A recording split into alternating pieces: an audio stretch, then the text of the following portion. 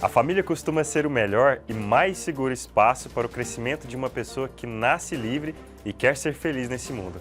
É na família que a pessoa pode se sentir verdadeiramente em paz. Infelizmente, não é isso que acontece hoje em milhões de famílias pelo mundo afora. A pobreza, o abandono das políticas públicas de moradia, saúde e educação têm empurrado essas multidões de famílias para a vala da miséria e da degradação. No Brasil, mais de 14 milhões de famílias em situação de extrema pobreza estavam inscritas no Cadastro Único em outubro do ano passado, segundo o último balanço divulgado pelo Ministério da Cidadania.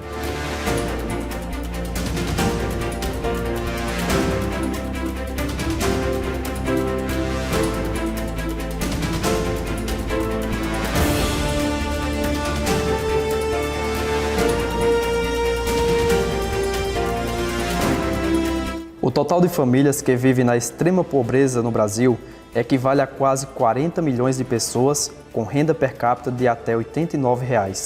São famílias que vivem na miséria no Brasil. O Cadastro Único é um conjunto de informações sobre os brasileiros em situação de pobreza e extrema pobreza e abrange as famílias de baixa renda que ganham até meio salário mínimo por pessoa ou até 3 salários mínimos de renda mensal total. Essas informações são utilizadas pelo governo federal, estados e municípios para a implementação de políticas públicas. Além disso, os diversos programas e benefícios sociais do governo utilizam o Cadastro Único como base para a seleção das famílias, em especial o Bolsa Família. A Covid-19, que alastrou em todo o país, fez com que as pessoas mais afetadas fossem as crianças e as famílias das comunidades mais vulneráveis. As medidas de prevenção recomendadas pelos órgãos nacionais e internacionais não são tão simples e de fácil acesso para todos, o que auxilia na propagação do vírus em regiões que vivem em situação de pobreza e de extrema pobreza. Muitas famílias que vivem na pobreza extrema no Brasil não conseguiram acesso ao auxílio emergencial do governo federal. Com isso, 21% dos mais pobres estão sem renda alguma, segundo o levantamento feito pela empresa Bússola Social. As principais medidas de prevenção da Covid-19, como higienização das mãos e uso de álcool em gel, não são tão simples para famílias que se encontram na miséria. Inclusive, de acordo com a Unicef, o acesso ao saneamento básico de qualidade é o direito da infância mais violado no Brasil. Aproximadamente 13 milhões de crianças vivem sem esse saneamento adequado e cerca de 14% de crianças e adolescentes no país não têm acesso à água potável ou de fonte segura.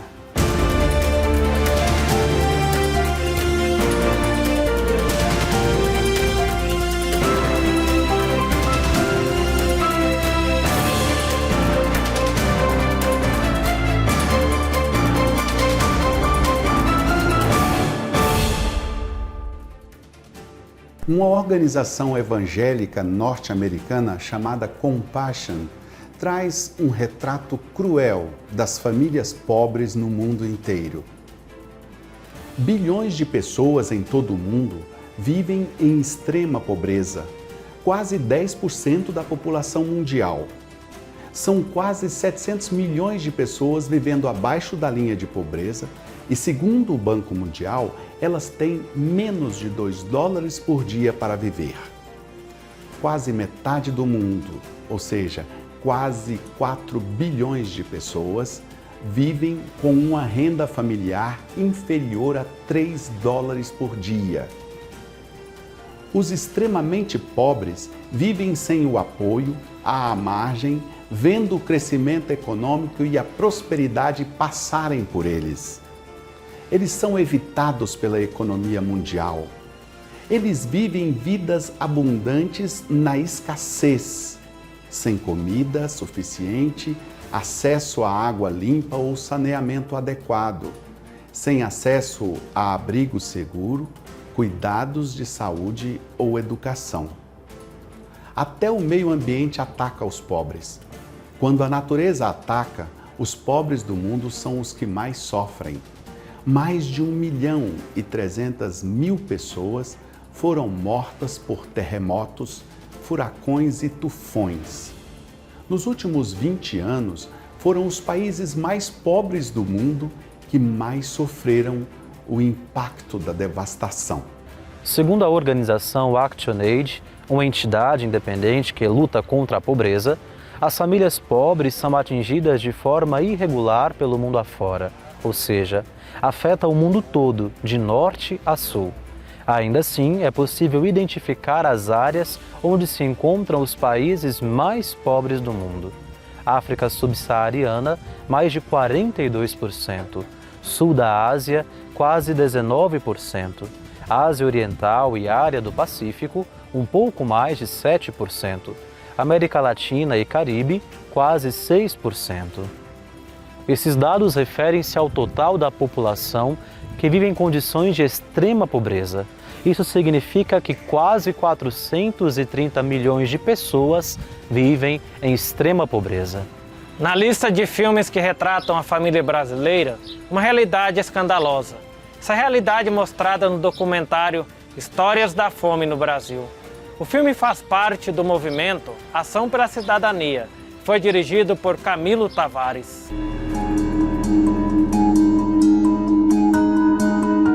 El derecho a la alimentación solo quedará garantizado si nos preocupamos por su sujeto real, es decir, la persona que sufre los efectos del hambre y la desnutrición.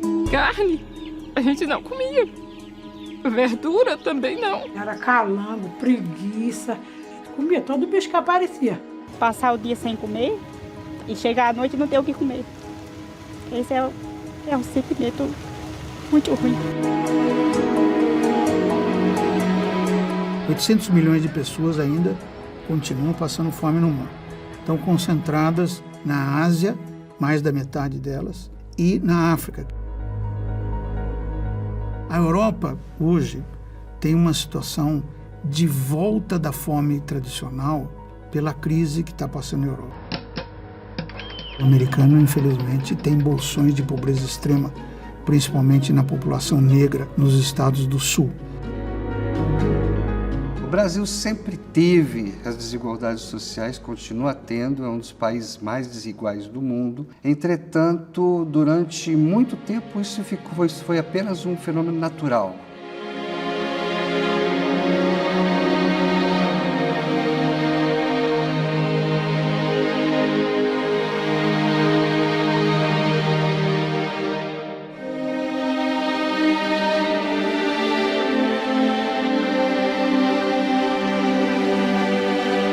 É preciso lembrar que certamente uma das piores e mais dramáticas expressões de sofrimento das famílias espalhadas pelo mundo inteiro, e isso significa que também atinge as famílias brasileiras, é a fome.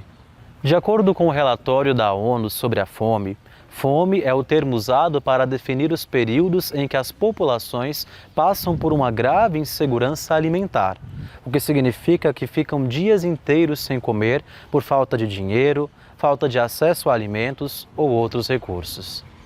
Kiko, a fome ainda é um dos principais problemas no Brasil de hoje? A fome voltou a ser um dos principais problemas do Brasil, né?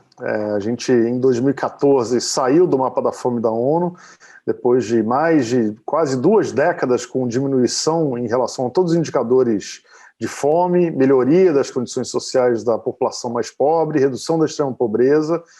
O Brasil, em 2013, ganhou um prêmio internacional do PNUD como país referência mundial em redução de pobreza e fome.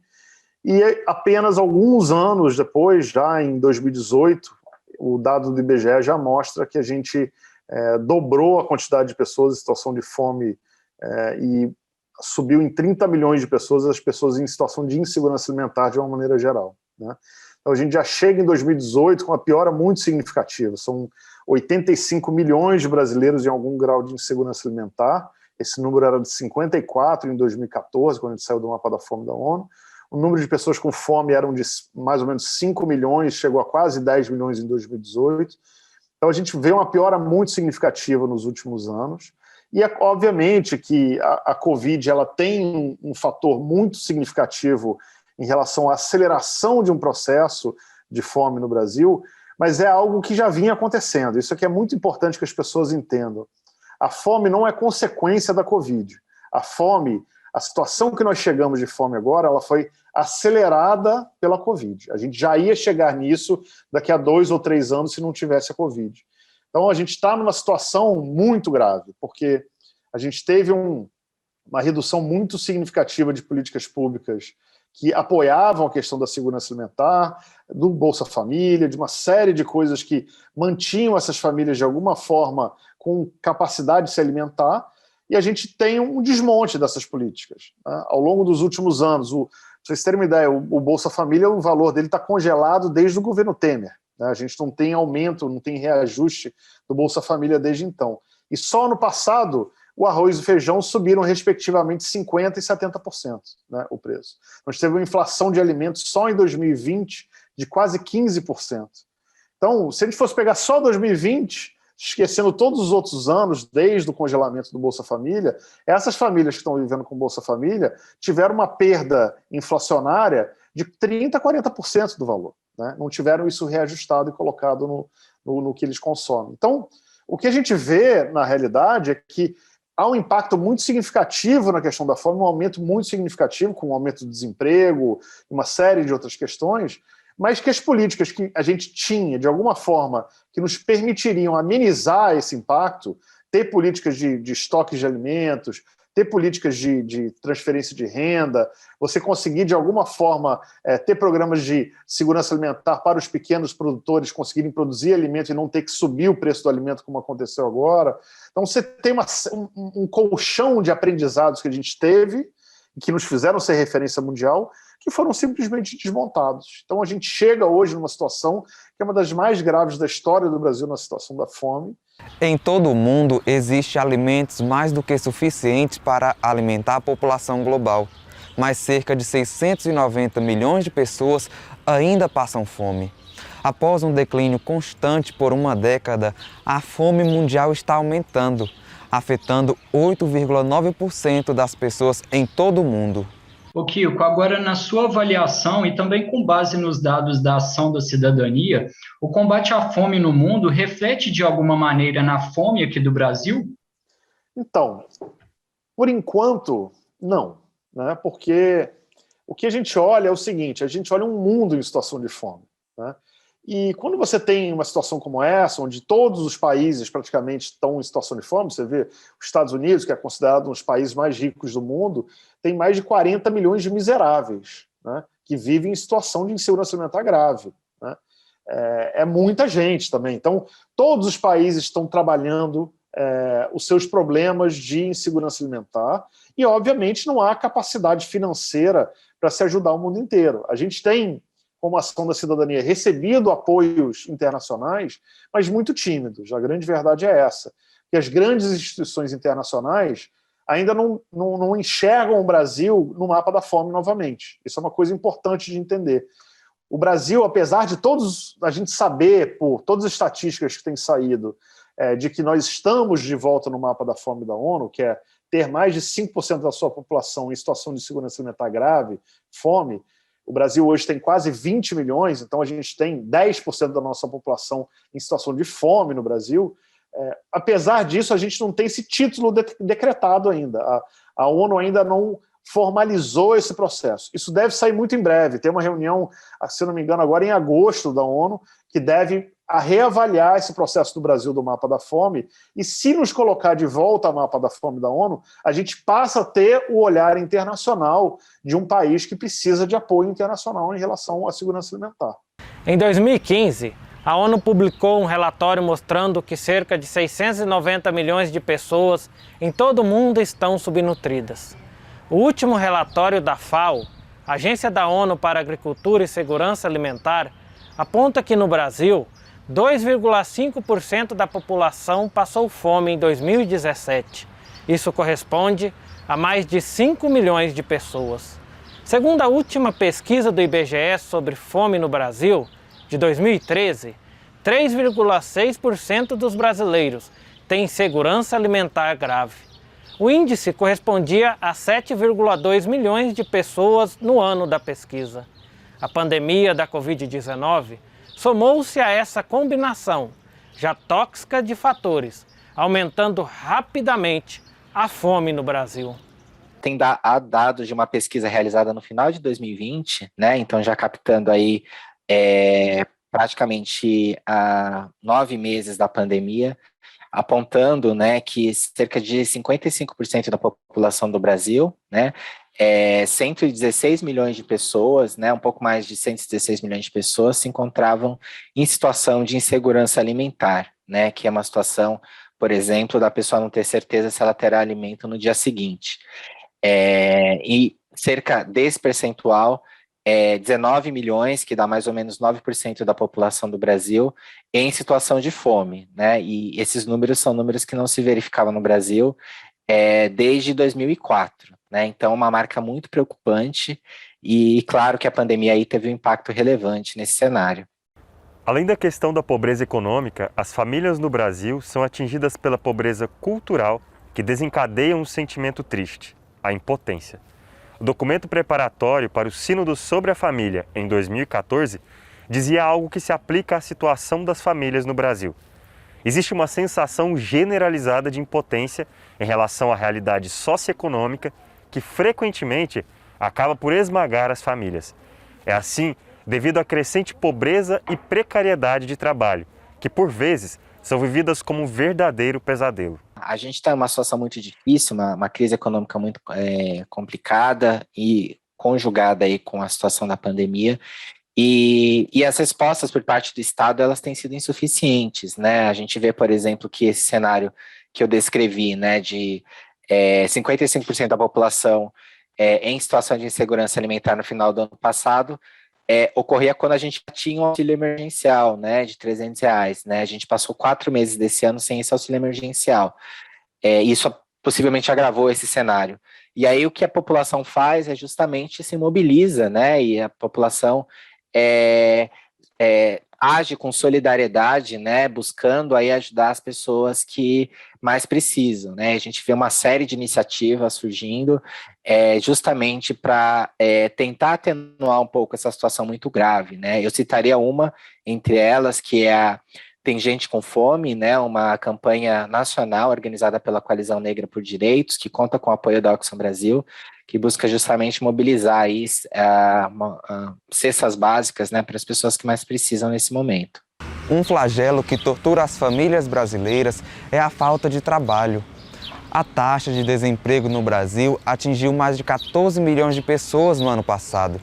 Os dados fazem parte da Pesquisa Nacional por Amostra de Domicílios Contínua, do Instituto Brasileiro de Geografia e Estatística, o IBGE. Bem, Adriana, a taxa de desemprego nessa fase da pandemia aumentou com relação aos estudos que vocês têm acompanhado?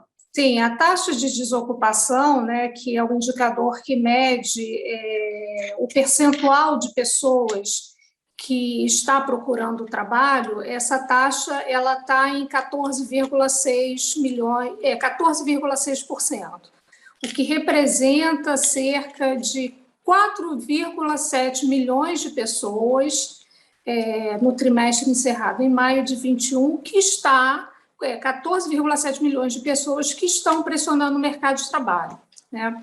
Esse avanço da taxa de desocupação, de certa forma, ele é esperado, né? Porque depois de um ano de pandemia, né, e lá no auge, lá no ano de 2020, por volta de maio, junho de 2020, muitas pessoas haviam interrompido a busca por trabalho em função das restrições colocadas pela própria pandemia. A necessidade de medidas de distanciamento social para o controle da propagação do vírus paralisaram temporariamente algumas atividades econômicas, o que também influenciou na decisão das pessoas de procurarem trabalho. Muitas atividades estavam paralisadas, né? Temporariamente, muitas até mesmo fecharam. Não havia um contexto, né, que favorecesse a busca por trabalho, né? Tanto pelo fato das pessoas circularem menos em função da proteção contra a disseminação da doença, né? É bom lembrar que a vacinação ela só começa, de fato, a acelerar a partir de maio desse ano. Então, no ano passado, as condições propícias para as pessoas buscarem trabalho, elas não estavam muito claras, né?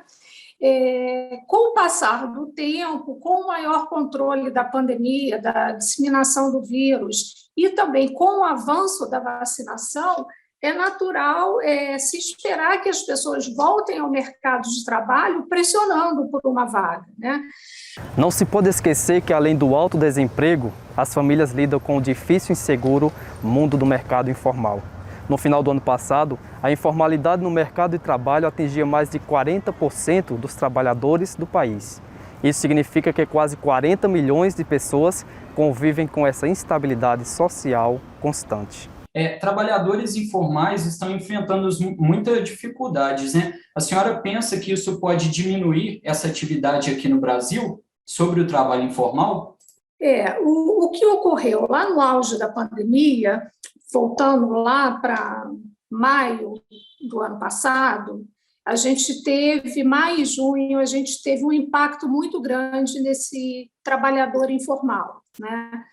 Antes da pandemia, a taxa de informalidade no Brasil girava em 41,3%, ou seja, 40,1% dos trabalhadores brasileiros ocupados, 41,3% dos trabalhadores, né, estavam inseridos de forma não formal na ocupação, né? Seja porque era um conta própria sem CNPJ, um trabalhador sem carteira de trabalho assinada, uma empregada doméstica também sem carteira, enfim, esse contingente girava lá na casa de 38 milhões de pessoas. Com a chegada da pandemia e o avanço dela, esse contingente de 38 milhões baixou para 32 em maio do ano passado, né? Então, foi uma queda muito grande. O trabalhador informal ele foi muito diretamente afetado, né?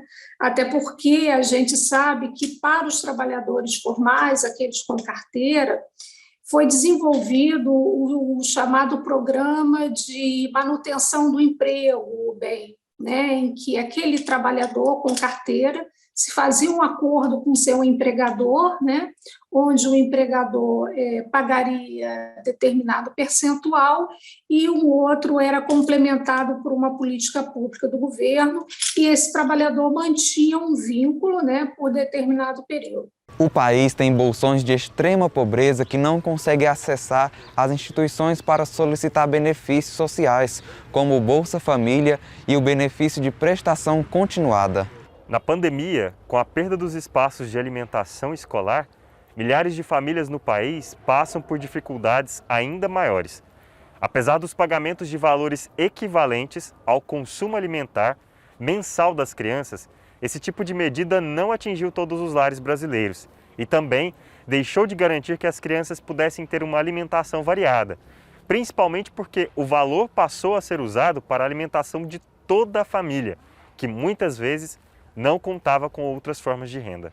Bem, Lios, os brasileiros se alimentam de forma a se considerar que temos boa segurança alimentar aqui no Brasil? A gente pode dizer que desde mais ou menos de 2003, 2004, houve uma importante melhora na alimentação dos brasileiros, né? Mas a fome ou a insegurança nunca deixou de existir no país, né? O Josué de Castro, que foi um importante médico e geógrafo que falava sobre o tema da fome no Brasil, separava a fome em duas categorias, né? Uma que seria a fome endêmica, a fome crônica, e outra a fome epidêmica, que é as crises de fome, né?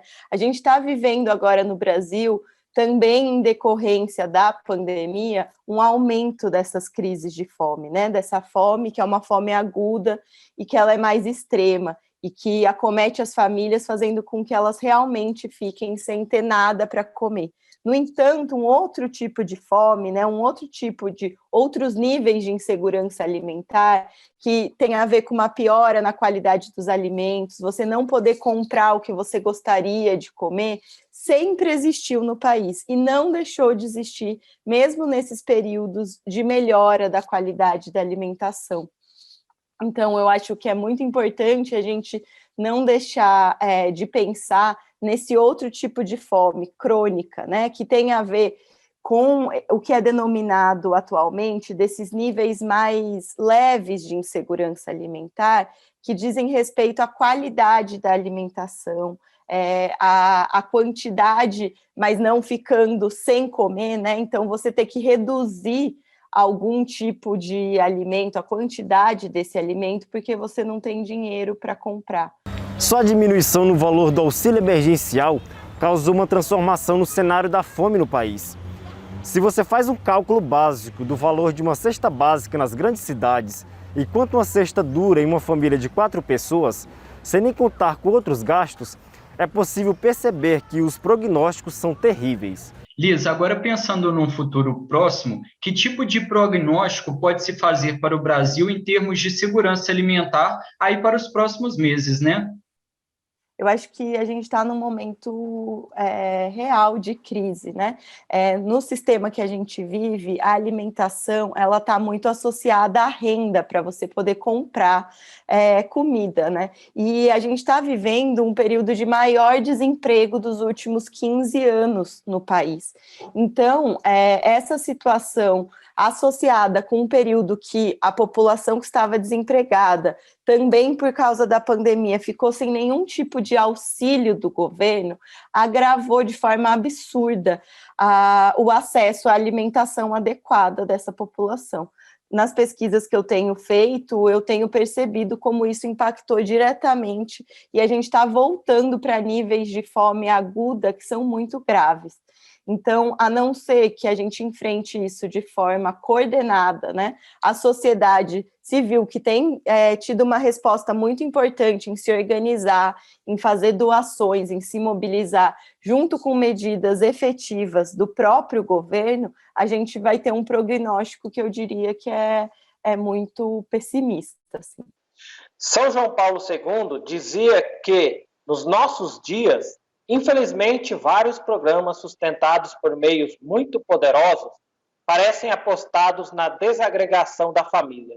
A família está sob a mira de ataque em muitas nações. Uma ideologia antifamília tem sido promovida por organizações e indivíduos que muitas vezes não obedecem princípios democráticos. Bem, Padre Rafael, como o senhor avalia a situação das famílias no Brasil atualmente? Qual perspectiva o senhor pode comentar sobre esse tema com a gente? A situação das famílias no Brasil, por conta dessa situação pandêmica que nós estamos vivendo, é bastante preocupante, porque, de fato, traz para nós, amplifica, eu diria assim, não é? Ou reforça uma série de questionamentos que a gente já vinha identificando na sociedade brasileira, no que concerne a uma certa desigualdade social, não é? E não só na sociedade brasileira, nós acabamos de participar de uma pesquisa internacional intitulada Família e Pobreza Relacional, mas que trouxe elementos também no campo econômico, obviamente, e que mostra, o resultado dessa pesquisa foi publicado recentemente na sede do nosso instituto, né, do Pontifício Instituto Teológico João Paulo II para as Ciências do Matrimônio e da Família, lá em Roma, na Universidade Lateranense, e os países que foram envolvidos na pesquisa mostraram esse aumento de desigualdade socioeconômica, né? Então, aqui no Brasil já era um fator preocupante, mas com a pandemia isso foi acentuado, obviamente. E é claro, quando nós falamos de uma desigualdade socioeconômica, nós procuramos também relacionar as questões que tocam à própria vida familiar, ou seja, uma desigualdade socioeconômica familiar maior exige também uma maior capacidade ou capacitação das famílias para que possam enfrentar isso com as suas redes de solidariedade disponíveis. Agora, Padre Rafael, baseado na pesquisa e em todo o trabalho que o senhor realiza, como está hoje a seção brasileira do Instituto da Família? A seção brasileira do Instituto da Família, né, do Pontifício Instituto Teológico João Paulo II para as Ciências do Matrimônio e da Família, ela, com a pandemia, a gente teve que se reinventar, como todas as instituições também formativas, né, educacionais, e procuramos, nesse tempo, oferecer formações mais de modo online, remoto, né, em EAD, mas, ao mesmo tempo, continuamos também o nosso trabalho de pesquisa e o trabalho cotidiano nosso de pesquisadores, né? Os professores que estão envolvidos com o Instituto, a maioria, ou boa parte, é formada por professores que estão envolvidos em pesquisas, em trabalho de publicação, e isso a gente dá continuidade, apesar das dificuldades criadas pelo contexto pandêmico.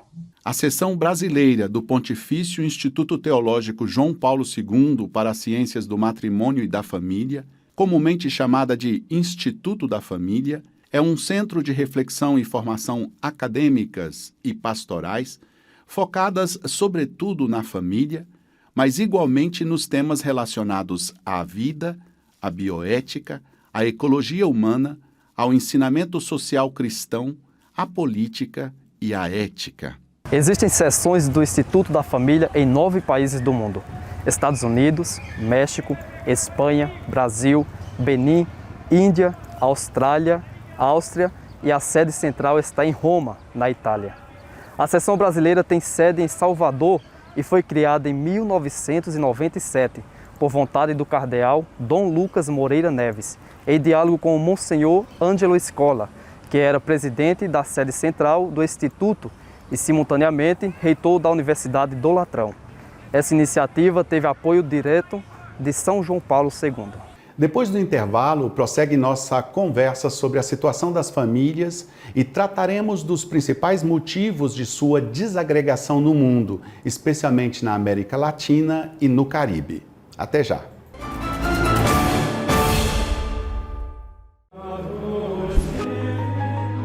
E tudo que pedirem com fé na oração, vós o recebereis. Pai nosso que estais nos céus, santificado seja o vosso nome, venha a nós o vosso reino. Ave Maria, cheia de graça, o Senhor é convosco. Creio em Deus Pai Todo-Poderoso, Criador do céu e da terra, e em Jesus Cristo, seu único Filho, nosso Senhor, que foi concebido pelo poder do Espírito Santo, nasceu da Virgem Maria. Creia no poder da oração, creia no poder do Divino Pai Eterno. Estamos de volta com o nosso primeiro plano. Hoje tratamos da situação das famílias. Neste segundo bloco, vamos dedicar às questões mais voltadas para a divisão e a desintegração das famílias. O Antoniel é que começa. Vamos lá. Ok, Padre Rafael, vamos lá. O Instituto do Casal de São Paulo comparou uma pesquisa feita no período de isolamento com outra realizada em 2018 e descobriu alterações dos principais motivos que geram brigas em família. Antes da pandemia, os principais motivos eram os seguintes: bagunça e desorganização, falta de diálogo, uso excessivo do celular, excesso de críticas e divisão das tarefas domésticas. Com a pandemia, o uso excessivo do celular passa para primeiro lugar. Em segundo lugar, a divisão das tarefas domésticas. Além disso, a pesquisa mostra que a falta de romantismo e a rotina passam a ser motivos de briga. Bem, Marina, como a quarentena tem impactado na vida das famílias de uma forma geral, né? Então, a pandemia, ela trouxe mudanças significativas, tanto na forma de viver e de se relacionar dos casais. E no dia a dia, mudou de uma hora para outra uma série de coisas. As crianças começaram a ficar em casa, em período integral, né, sem ir para a escola. Os casais começaram a trabalhar de casa, tudo isso gerando muito estresse. quem faz o quê, como é que a gente divide as tarefas da casa, muita crítica, muita discussão, né? Muita gente sem emprego. Isso gerou um cenário muito difícil, né? Nunca vivido anteriormente por nós, né? Nos últimos tempos. A convivência intensa impacta hoje em dia a vida das famílias de forma muito profunda. Toda negociação entre os casais pode gerar tensão, estresse e desconforto. A melhor forma é escolher que a discussão nem vale a pena começar. E lembrar sempre, em uma relação de casal, nem tudo necessita ser discutido. Ainda mais num período de crise, numa pandemia, a gente não pode ficar pegando todos os detalhes para enfrentar e para brigar, para discutir. É muito importante que a gente deixe passar algumas coisas para trazer um pouco de leveza e brigar porque realmente for importante, né? Realmente mexe nos valores, coisas mais sérias. Aí sim você vai negociar, você vai discutir, você vai chegar a um consenso. Agora tem coisas que não são relevantes para você ficar criando clima, discussão, principalmente em época de crise. Saindo dos problemas da divisão em casa, é preciso também lembrar que as famílias também sofrem com a desagregação. Esses problemas têm possíveis causas que são investigadas pelos profissionais da psicologia. Numa lista rápida, poderia-se dizer que a desagregação pode ter algumas de suas causas: na morte de um dos pais, na violência doméstica, na dependência química e no divórcio. O que a morte dos pais normalmente acarreta como fator desagregador da família? Qual avaliação você pode fazer sobre esse tema? O mais importante, talvez, seja focar que isso vai depender do contexto familiar e de como se dá isso. A morte dos pais sempre vai ser algo complexo para lidar para um filho, né? Porque desde que você nasce, você tem contato com seus pais. Então, a morte dos pais é trazer um novo mundo, um mundo em que é desconhecido. Porque desde que uma criança nasce, ela não conhece uma perspectiva de existência em que os pais estejam presentes.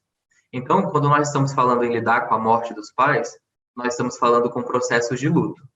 Existem vários fatores que podem influenciar na saúde mental e na dinâmica de relacionamento entre os indivíduos de uma família. Não só a morte, como todos os tipos de conflito familiar. A ideia da psicologia, né, não é fazer um padrão, uma receita ou algum protocolo a ser seguido para garantir que essa família se mantenha agregada ou desagregada, mas é uma perspectiva de saúde mental. Entender o contexto em que essa família se encontra e, de repente, trabalhar o desenvolvimento de competências, habilidades interpessoais, de relacionamento, de compreensão mútua, para que essa família enfrente junta as dificuldades que vão aparecer. Obviamente, quando a gente fala da morte dos pais e crianças que ficam desamparadas e vão ser cuidadas por outras pessoas, nós temos aí uma série de implicações. O mesmo acontece se você tem uma família com vários filhos adultos, né? E às vezes o falecimento dos pais traz uma questão de herança, questão de filhos que eram dependentes e vão precisar virar independentes de uma hora para outra. Acho que o mais importante nesse momento é entender a família como um grupo de pessoas com as suas individualidades, com a sua singularidade, né? E a psicologia não vai trabalhar essas questões como algo que causa, não estabelece um nexo causal, mas como fatores que influenciam no desenvolvimento psíquico das pessoas que estão ali, né? Então, ao trabalhar na perspectiva do acontecimento de fato, trabalhar na perspectiva do material, talvez caia muito naquilo que é o senso comum, naquilo que a cultura espera, naquilo que um padrão social espera. A psicologia trabalha na contramão disso, de trabalhar, de repente, numa perspectiva do que é essencial. O que essa família está enfrentando, como ela está enfrentando, como essas pessoas estão sendo afetadas e como, dentro do possível, da realidade que se faz presente, encontrar alternativas, né, para que se consiga passar por esses problemas, por esses desafios e manter a saúde mental, ou conquistar, né, quando não tiver. A separação dos pais, além de um problema do ponto de vista da igreja, porque não se aceita a quebra do sacramento, é o elemento social comprovado criador de problemas para a manutenção das estruturas familiares. Todo tipo de rompimento vai fazer um processo de luto. Assim como no caso da morte dos pais, né, o divórcio é um rompimento nessa relação.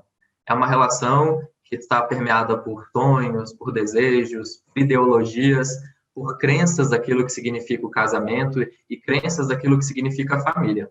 A partir do momento em que se há uma ruptura disso, muito provavelmente a família pode ficar abalada, né? Agora, é importante salientar que dentro de uma perspectiva da psicologia, né, que está voltada para a saúde mental, para a qualidade de vida, o relacionamento ele é positivo enquanto está fazendo bem para todos os lados, né? E, às vezes, um divórcio pode abalar a estrutura da família no sentido de que vai enfrentar uma nova fase, uma nova configuração, né? Mas os pais não vão deixar de ser pais porque se separaram, apenas vão deixar de ser um casal.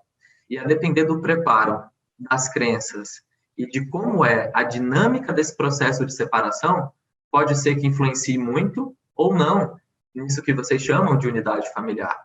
Agora, se existe um processo de separação saudável, em que esses pais conseguem resolver as suas diferenças, entendem que talvez não vão continuar essa caminhada juntos, né? Esse casal não vai continuar como um casal, mas consegue resolver os problemas e fazer esse processo de separação da forma mais saudável possível, talvez consiga até se manter aquilo que se acredita ser a união familiar. Mas com várias constituições familiares, com um contexto que hoje, né, sai um pouquinho daquele modelo de casamento tradicional, de família tradicional, nós devemos nos preocupar, talvez, em sair um pouquinho dos estereótipos daquilo que seria a unidade familiar e trabalhar a unidade familiar com a configuração que se apresenta no presente. Às vezes tem pai, mãe e filhos, às vezes é um pai com filhos, às vezes é mãe com filhos, ou duas mães, dois pais.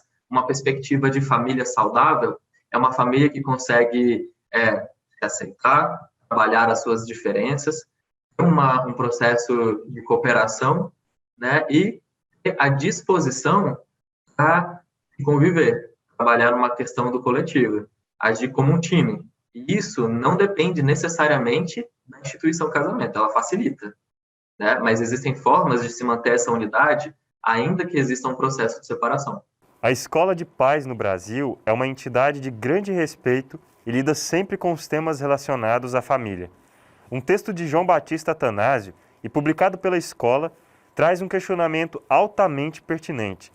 Quem está no controle da família moderna? O autor afirma que no controle está a pregação do imediato, o materialismo e utilitarismo, egocentrismo, narcisismo, acanhamento, mesquinhez, inclemência, inflexibilidade, intolerância, intransigência, ambição, apego, apetite e insaciabilidade. João Batista, baseado nas suas pesquisas e nos seus textos, quais os grandes temas que controlam as famílias de hoje em dia? Nós estamos em plena era digital, que está ao alcance de praticamente todos, mesmo das famílias menos abastadas. Agora, por ocasião da pandemia, muitos até foram forçados a ter acesso a um celular. E quem não tem o próprio celular, de alguma maneira, tem acesso ao celular dos coleguinhas, dos vizinhos, dos parentes. Isso enfraquece bastante a questão do diálogo entre pais e filhos, independentemente de classe. Nós sabemos que, se fizermos um experimento de começar a contar histórias e causos para as crianças, como se fazia antes, ao redor da mesa, né? A criança larga imediatamente de qualquer videogame, de qualquer tela, para escutar histórias. Os avós, principalmente, eram especialistas nisso, né? Enfim, em resumo, a educação no mundo atual necessita, como sempre necessitou, de muito diálogo. Na questão espiritual, é o elemento que norteia todos os demais. A criança tem a dimensão do transcendente. E desde pequenininho, já com 1 aninho de idade, seus pais oram com a criança, rezam com a criança antes das refeições, rezam com a criança antes de dormir. Ela já sabe colocar as mãozinhas postas. Ela entende que alguma coisa maior está acontecendo, alguma coisa maior que os pais. A criança que vê o pai e a mãe se ajoelhar diante de Deus, ela, de alguma forma, sente, e a criança tem uma intuição muito forte. Um lar que mesmo com conflitos, como acontece em todas as famílias, coloca Deus em primeiro lugar. É um lar onde a educação se processa de uma maneira muito mais harmoniosa, muito mais eficaz. Também é muito bom, ainda no aspecto da espiritualidade, além de ler e contar causos e histórias, contar histórias para as crianças da Bíblia. A primeira história que eu ouvi, que fiquei maravilhado da Bíblia, foi a história de José, que meu pai contou. A minha mãe contava contos de fadas e meu pai contava histórias da Bíblia. Eu acho que isso me marcou para a vida toda. E mesmo com a invasão das telas, hoje se pode fazer isso com as crianças. E mesmo com as telas, as crianças podem ver coisas boas, sadias, que enderecem a espiritualidade nas telas, seja no teu celular, seja na TV. Outras situações também dividem as famílias: avidez, ciúme, cobiça, cupidez, desejo à frente da necessidade, egoísmo, fome, ganância, interesse, inveja, busca intermitente pela gratidão e pelo reconhecimento dos outros.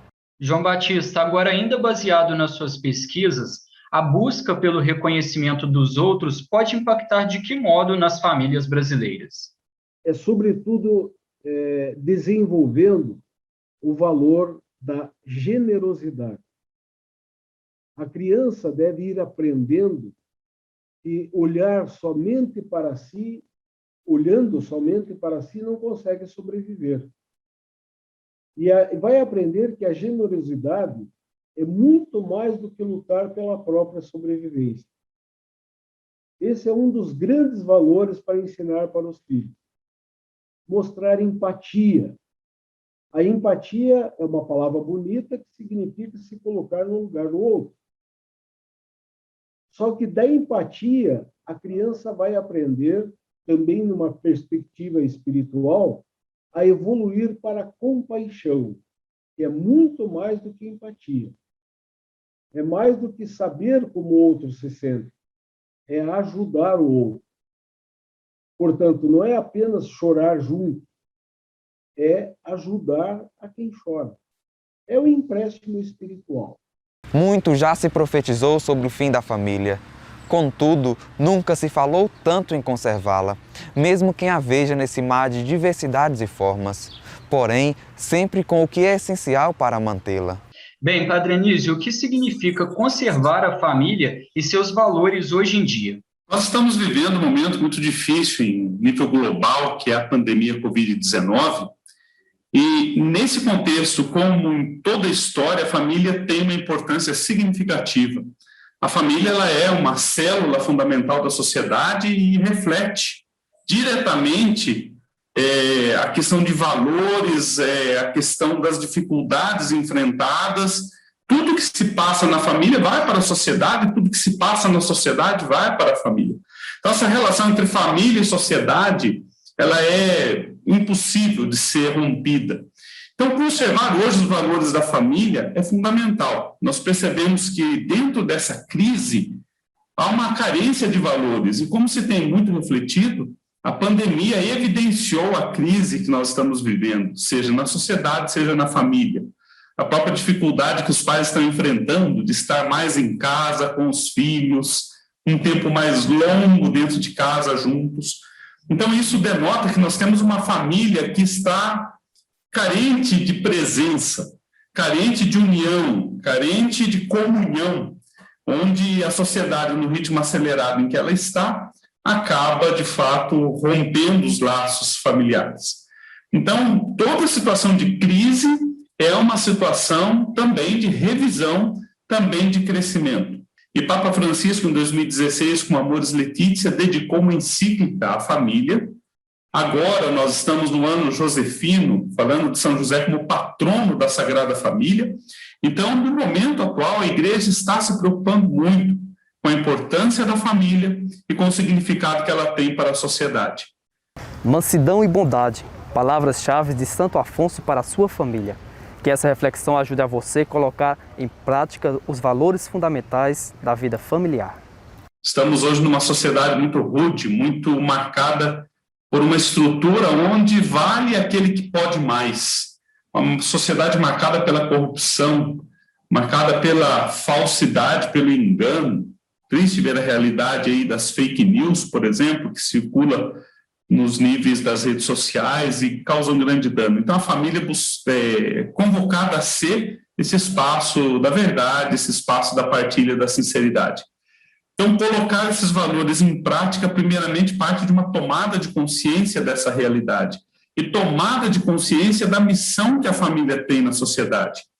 Hoje, quando nós olhamos a realidade da família diante da sua missão, diante do seu desafio, nós percebemos o quanto aquém as famílias estão e precisam ainda tomar muito mais consciência da sua posição dentro da sociedade.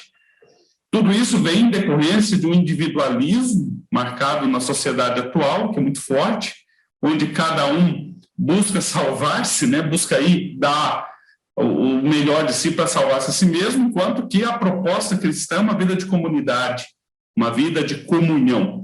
Então, buscar cultivar esses valores na família é o primeiro passo, né, a partir da tomada de consciência. Então, como chegar a isso? É ouvir o apelo, né, sobre tudo que a sociedade está fazendo à família. É aquilo que eu dizia, quando uma sociedade está em crise, nós vemos também uma família em crise. Então, tomando consciência dessa realidade, as famílias vão também sentindo a necessidade de aprofundar-se mais nos valores. E um modo muito profundo, né, um caminho muito bom que o Papa Francisco tem proposto, é o diálogo entre as gerações. Então, o diálogo entre os mais velhos e os mais novos dentro de casa, né, o avô e o neto. O Papa Francisco tem colocado tanta importância, né, daquela educação que recebemos lá da avó, aquela experiência de fé que recebemos muitas vezes da avó. Então, essa importância da família, dos valores entre as gerações, deve ser resgatada. Depois, um outro caminho para resgatar esses valores é o diálogo. Dialogar mais. Papa Francisco anunciou no final do ano passado que o Ano da Família começaria em 19 de março de 2021, dia de São José, e terminará em 26 de junho de 2022, durante o 10º Encontro Mundial das Famílias, em Roma. Naquela ocasião, ele disse: na família é possível experimentar uma comunhão sincera, quando esta é uma casa de oração, quando os afetos são sérios, profundos, puros, quando o perdão prevalece sobre as discórdias, quando a dureza cotidiana da vida é suavizada pela ternura mútua e pela serena adesão à vontade de Deus. Os padres e irmãos missionários redentoristas, que atuam em mais de 80 países do mundo, se dedicam ao trabalho contínuo para valorizar as famílias e combater a sua desagregação. Essa questão é uma das prioridades apostólicas da congregação na América Latina e no Caribe. A família é o espaço privilegiado da vida cristã. Isso é tão verdadeiro que costumamos dizer em nossa tradição católica que a família forma a igreja doméstica. Nos tempos atuais, essa igreja anda muito machucada pela cultura do individualismo e do consumismo. Além disso, a cultura e a vida concreta das pessoas estão mostrando que a família tem uma formação muito plural. e já não se entende e vive como se vivia no passado. São igrejas domésticas, merecem toda a nossa atenção e o nosso respeito. Vocês viram no programa de hoje que há um número assustador de famílias no mundo inteiro vivendo sob grande violência diária, representada pela pobreza. Uma violência que deixa mães, pais, filhos sem amparo, sem suporte e sem as condições mínimas para viver com dignidade. A pobreza desarticula as famílias e forma uma multidão imensa de gente sofrida em todo o planeta. Na América Latina e no Caribe, onde nossos missionários redentoristas atuam, a pobreza é uma marca forte em todos os países. O Brasil é um caso escandaloso. A concentração de renda tem nos feito viver uma ladainha de dores, com poucas famílias vivendo na fartura e um mundo de famílias desesperadas pela sobrevivência. Esse quadro mexe com o coração da igreja, esse quadro mexe com o coração de nossa congregação. A escolha de nossas prioridades missionárias é a resposta ao que essa realidade provoca em nosso coração. E por causa disso, estamos todos em lugares onde atuamos com os olhos voltados para as famílias, sobretudo aquelas famílias que sofrem e estão desamparadas. Faz parte também da nossa preocupação problemas no âmbito interno das famílias, como a sua desagregação causada por tantos problemas que o mundo moderno trouxe para dentro de nossas casas. Desde as drogas até a dependência de aparelhos digitais que tanto dispersam as cabeças das pessoas. Nossas famílias são como que martirizadas nesse tempo. Esperamos que o programa de hoje tenha levado informação e apelos que tenham lugar em seu coração. No nosso coração, essa realidade tem nos apontado para um compromisso diário seguido de muita oração. O nosso pedido, então, é que você também reze por todas as famílias que sofrem no mundo. E saiba que também existem pessoas que estão empenhadas em mudar essa realidade de sofrimento. Desejamos que a informação e a reflexão dos participantes do programa de hoje possam, de algum modo, colaborar com a formação da consciência de todos nós em relação à situação que vivem nossas famílias em cada canto deste Brasil e do mundo inteiro. Família, igreja doméstica, lugar de vivência da fé cristã que merece ser tratada com ternura, carinho. Pais, mães, filhos, de todas as cores, de todas as classes e de todos os credos, recebam o nosso abraço e a nossa estima, hoje e sempre. Amém.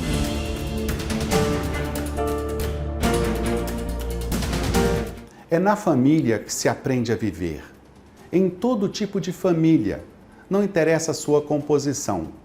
O que interessa é resgatar e preservar o ambiente familiar em todo canto para a busca de um mundo melhor.